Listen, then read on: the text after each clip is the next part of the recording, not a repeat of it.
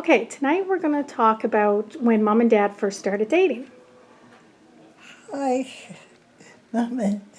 We first started dating in 1949, but Frank and I, we knew each other, grew up together. He lived just around the corner of William Street and on Haywood Avenue in St. John's. And both our families knew each other. And but I didn't like Frank because he was a little terror, I'd call him. But for example, in the winter time, he'd wait and behind the snowbank and watch for us girls coming from school and pelt us with snowballs.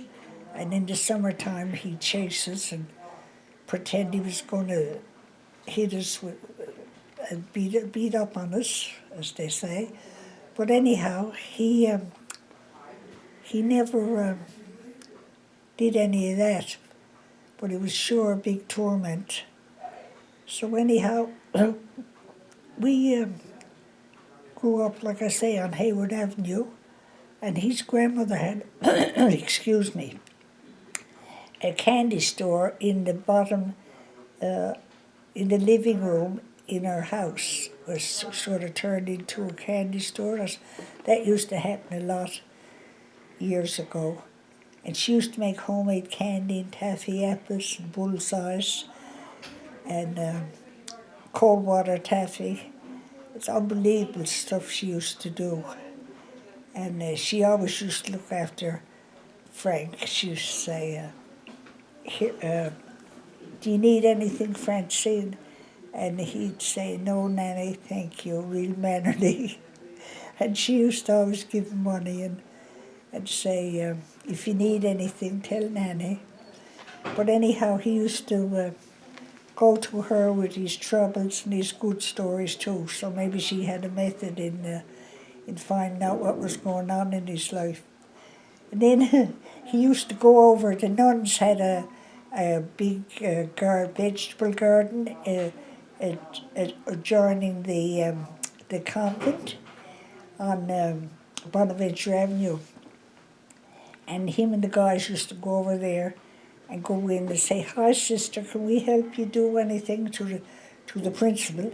And she'd say, yes, you could come out and help me weed in the garden. And they'd go out and supposedly be weeding the garden, instead they'd be raking up everything. And but they got away with that, like they got away with everything else. And the nuns thought they were the greatest little guys. And So, how did you and dad first start dating? so anyhow, yeah, I'll get to that, but it's a long story. But anyway, we grew up eventually to be a fine young woman, I'd say. And Frank was a nice guy, but Confederation came in 1949 and he joined the military. And I worked in a grocery store on the corner of our street. We had moved then and lived on Knight Street because as our family got bigger, we were moving from house to house. But anyway, we Frank went away in the military and he got sent to Germany with the first group of soldiers because from St. John's were all a bunch from St. John, from all over Newfoundland, as a matter of fact. They all left St. John's Harbour, and he told me later on in years that when they were going out through the Narrows, as the entrance to St. John's Harbour, they could see the lights of the city, and they heard on VOCM radio station, I saw the harbour lights. That's a song, famous song of those days, and it made him really sad. But anyway, time goes by, and I was working in that store that I mentioned, and then I got a promotion there because I was doing little things to so as that they could cope with more grocery orders that used to come. to the O'Brien's grocery store in busloads from Portugal Cove and all the little outer cove and Logie Bay, and come and leave their order, and then they'd come back and get it and pay for it.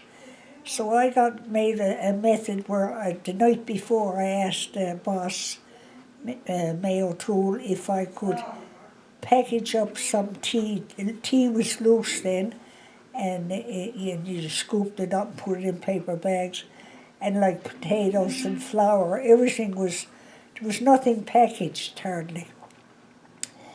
And so she said, well, you can try it. So the next day when they came in, everything went perfect. They sold right out. And then there was more people who were waiting at the other stores coming to our store looking. So she got the rest of the girls to help me package up more stuff.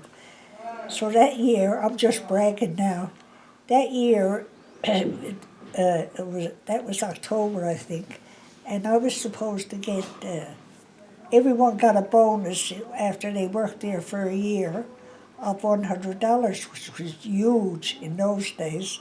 So I had only been there a couple of months, and I got the bonus, and I was right proud of that, right? And like the cookies we get now, like even grain wafers and, normal regular cookies like Oreo and all that, they just came cookies in big boxes, and you had to weigh them into a bag.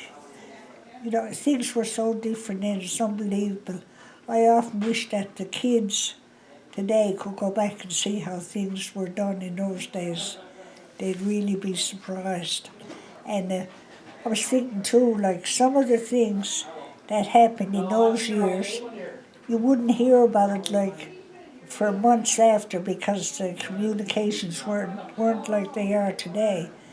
And now today, if someone died in Europe, you'd probably hear it 20 minutes later on the internet or something. But years ago, you probably wouldn't hear it at all. And it would be, the first time you'd hear about it would be when you read it in your history books, because it'd be history by then. And that's true. And when I was going, when we got Confederation, I was a British subject, and I never changed it. So I'm still a British subject. And like if I want to go to the States now, because I'd have to use a passport, what do you call it, a passport. And anyhow, it's so different. But and when we had our wedding anniversary, the Queen, from the Queen, we got a picture of her with her golden jubilee. This was our 60th wedding anniversary. We got this for, and it was for Francis and Mary Crawley, right? On the occasion of their 60th wedding. Well, speaking of your anniversary, when did you first start dating? What? Speaking of your anniversary, when did you first start dating? Oh, we first started dating, like, he was home on leave from Germany. And my friend Rose, not Rose, she used to call me Fearless. What was her name? Anyhow, I'll think on it in a minute. But she phoned me up and said, Fearless, because there was a movie at that time called Fearless Fagan. Fearless, do me a favour, will you? And I said, what do you want now? I had my hair up in curlers, and she said, her boyfriend, I forget his name, she said, he never showed up. She said, and I don't know if he's going to take me to the dance New Year's night or what. She said, and I want to go up and see if he's up at the mess. And this would be at the ladies' lounge we'd go to, and the men's was an adjourning mess, like. And I said, oh, I guess so, I'll get ready. I said, my hair's up in curlers. She said, that's okay. So anyhow, she came and got me, in a cab no less. And we went up, because she was in a mad rush, because she was worried to death about missing the dance. So we went up, and we were in there, and she kept looking out the door and looking out the door. And she said, look out, Mary, and see, maybe he hides when he sees me. So I looked out, and I couldn't see him out there. So anyhow, after I looked out a couple of times, this guy came to the door. And he said, there's a guy out there, Mary, he wants to know if he can come in and talk to you. He said he knows you. And I said, that's that idiot. I said, Ernie. That's a fella who was wanting me to go out with him. Right. And I didn't like him. I couldn't stand him. And he used to be always bugging me. So I said, no, tell him I went out the other door. he said, no, it's not Ernie. He said, I never saw him here before. And I said, go over, I said, wherever he is, and stand up by him and point at him so as I know who it is. So he went over and walked around me, and he went behind this guy, and he pointed on his head, and sure enough, here it was Frank. And I recognised him right away, right? Right. And I said, oh God, I said, tell him it's okay to come over. So you had to be invited in to the ladies' lounge? Yes. You weren't allowed just to walk in Oh no. as a male, yeah. No. So anyhow, he came over, and he came in, and Grace was her name. I introduced him to Grace, and she was, she was still put out about her boyfriend, God love her. But anyway, Frank said, would you like a Coke? So he went out and brought two of us drink a Coke, and he had a beer, right? And I said, he came back in, and he gave us the drink, and we sat down talking, and he put his hand in his pocket, and he said, here, and I said, what's that? He said, tickets for the dance. He said, now you got to go with me. I said, my God, I said, I was told you I was going with you. He said, yeah, but he said, I've known that to happen and people not keep up to the bargain, right? I said, okay, I'll be going with you for sure. So anyhow, we waited and waited and waited, and no sign of poor Grace's boyfriend, which I was glad of, because later we found out from my sister who worked on the base that guy was married, and he was a rotter, Yeah. So anyhow, Frank took us home, and but first, Joan Markey, we gave her, that's another girl was there, we gave her a ride too, and Joan was scared to go home because she was so late, and we were trying to make up an excuse for to take her home. We were down by St. Patrick's Church parked. First we were up on Signal Hill, then down by St. Patrick's Church, and the bells were ringing for Mass in the morning. Oh my gosh, you wrote that late? Yes, all night. So anyhow, that's where we got that song I found, My Thrill on Blueberry Hill, on Signal Hill we call it. But anyhow, we took Joan home, and I made up an excuse. Her mother believed the good little girl Fagin, right? And but I wasn't bad. It was just, tricky. But oh my God! So anyhow, everything went fine, and all that week I was getting ready. Sheila, my daughter, she was 11 months younger than No, me, your but sister. my sister. What am I saying? Sheila, my sister, was 11 months younger than me, but she had a job as a secretary for some doctor, I forget his name now. But anyway, she had a beautiful clothes and that, and she got this one of her dresses, and said I could wear that at the dance, it'd be gorgeous. And I said, oh great, so I wore that, I had that all ready for the dance, and I was all ready and excited and waiting. And finally, the night of the dance came, or the night before, when he was going to call me and tell me what time he was picking me up. Because he told me he was going to be busy all week visiting his relatives and stuff, so I didn't mind that. So I never heard from him. And I said, what a rotter, now I'm fooled up, right? So I phoned Grace, and I said, Grace, you got to come up to the canteen with me. That's what we called it, right, the ladies' lounge. Yes. I said, you know, I never saw Frank since. And she said, okay, Fearless. So she came up with me, and we waited. So I said, just when to go home now. I said, he fooled me up. I said, I could have been to the dance scene with that Dodo, you know, the other fella. Yeah. So we came home, and I said, good night, thanks, Grace. And she, oh, I'm sorry, Fearless. But I said, well, what odds? So I went in the house, and when I went in, I opened the kitchen door, and we had a big, long hallway right into the, I opened the front door, and opened, the big, long hallway led into our kitchen right far in the back of the house. I heard my sisters laughing and Mom and carrying on and that. And I went in, and guess who was there? The bucko, Frank. He said, where were you?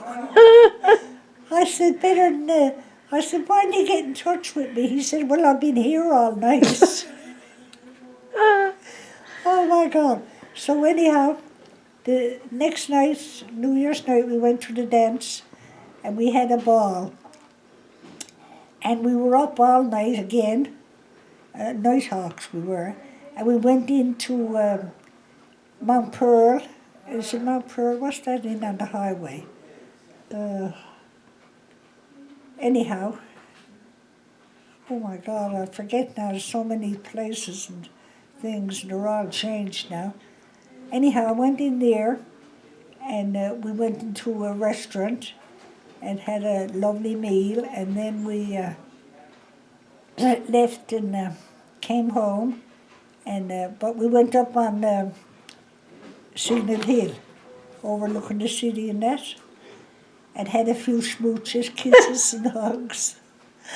And then we went home to the house, and Frank said, I better stay in case you see what your father says. And I knocked on the door, because he had it locked, of course. And I went in, and he said, how are you, my dear? Hello, Frank. And I said, hello.